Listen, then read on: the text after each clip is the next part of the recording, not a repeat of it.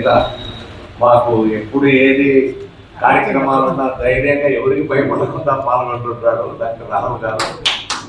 అట్లాగే nursing homes special AP రాష్ట్ర ప్రధాన కార్యదర్శి, నర్సింగ్ హోమ్స్ సూపర్ స్పెషాలిటీ హాస్పిటల్ల సంఘానికి రాష్ట్ర ప్రధాన కార్యదర్శి అయినటువంటి డాక్టర్ రాహుల్ గారు, అట్లాగే బాలమదేశారు వాళ్ళ అబ్బాయి సారు మిత్రుడే. సార్ వాళ్ళ అబ్బాయి కూడా మాకు బాగా మిత్రుడు. ఏమైనా సార్ మాట్లాడాల్సిందిగా కోరుతాము. వేదిక పైన ఉన్నటువంటి పెద్దలకు, సభకు చేసినటువంటి పెద్దలు మరి మిత్రులకు నా నమస్కారం. ఈరోజు ఈ పుస్తక ఆవిష్కరణ ప్రోగ్రాంకి ఇంతమందిని కలవడం నాకు ఎంత ఆనందంగా ఉందంటే, చాలా ఏళ్ళ నుంచి ఈ ఇష్యూని ఫాలో అవుతున్నాను. మా తాత చెప్పేవారు, అంటే 1995 ఆ టైంలో యాసర్ అరాఫత్ గారి ఫోటో చాలా బ్యూటిఫుల్గా ఉండేది. ఆయన ఒక స్కార్ఫ్ వేసుకొని ఆ ఫోటో, ఇప్పుడు పనికిమాలిన ఫోటోలన్నీ అలానే వస్తుంటాయి, కానీ ఆయన ఫోటో ఈ మధ్య అసలు ఎక్కడా కనబడట్లేదు.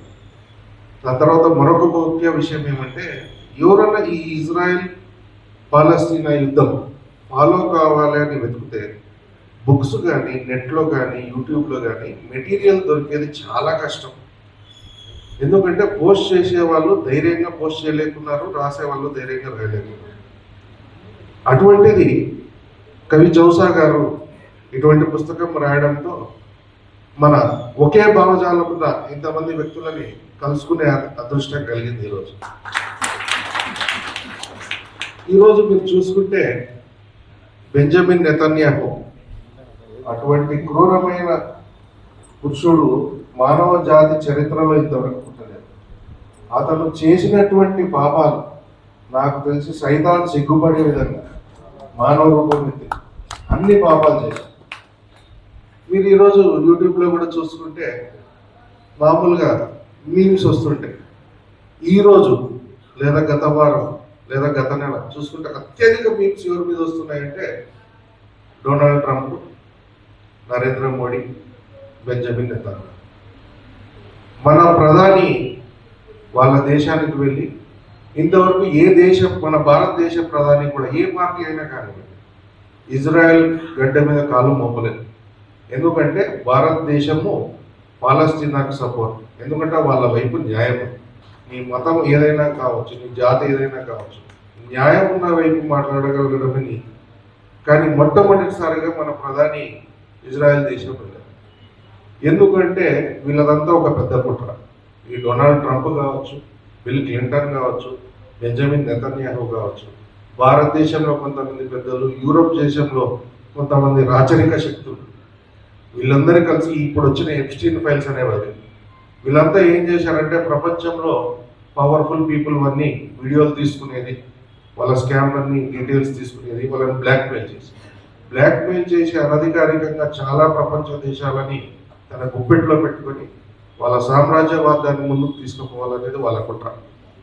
ఈ ఇరాన్ మీద యుద్ధం చేయడం కూడా ఆ ఎప్స్టీన్ ఫైల్స్, ఫొటోస్ అన్నీ బయటకు వచ్చి రోజు మిలియన్స్ ఆఫ్ వ్యూస్. దాన్ని డైవర్ట్ చేసేదానికి ప్రశాంతంగా వాళ్ళ జీవనం వాళ్ళు బతుకుతున్న ఇరాన్ దేశం మీద దాడి చేశారు.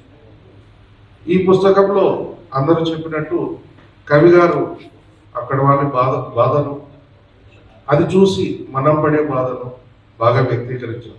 కానీ ఈ పుస్తకంలో ఇంకొక ఇంపార్టెంట్ విషయం అది ఏంటి అంటే, ప్రపంచంలో మార్పులు వేగంగా జరుగుతున్నాయి, చేంజ్కి సమయం ఆసన్నమైంది.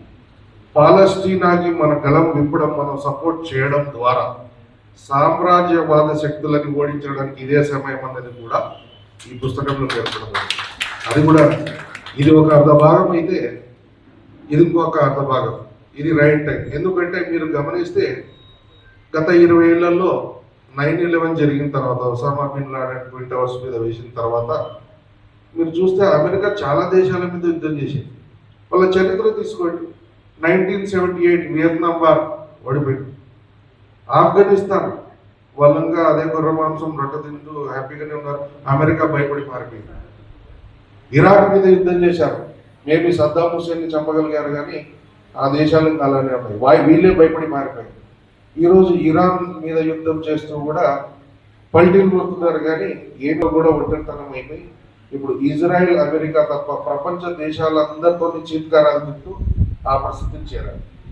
రెండోది ఏమంటే అమెరికాలో కూడా స్థితిగతులు చాలా వేగంగా మారుతున్నాయి.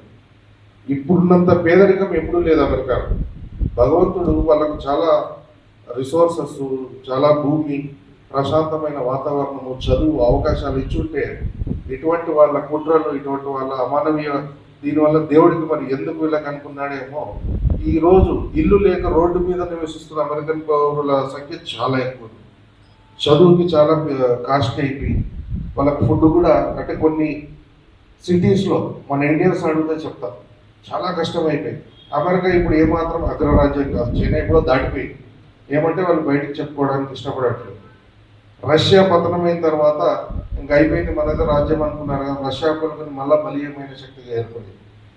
అసలు మన ప్రధాని అక్కడికి వెళ్ళి Israel is the father land, India is the mother land అంటే అంత చీప్గా మాట్లాడినటువంటి ప్రధానమంత్రి అంటే మన భారత మాతకి వాళ్ళ ఫాదర్ అనే సంబంధం అంటే పెళ్లి చూపులకు పోయినట్టు అని చెప్పే ధైర్యం కూడా, దాన్ని ఖండించే ధైర్యం కూడా పౌరులకి ఎవరికి లేదా, ఏమన్నా ఒక ధర్మం జరుగుతుందా, ఎవరైనా వాయిస్ రేజ్ చేస్తారో చూస్తుంటాను. కానీ పోనీ ఈ పుస్తకం ద్వారా మన భావాలను ఒకటి కలుసుకుందాము, ఇది మనం పంచుకోగలిగినాము.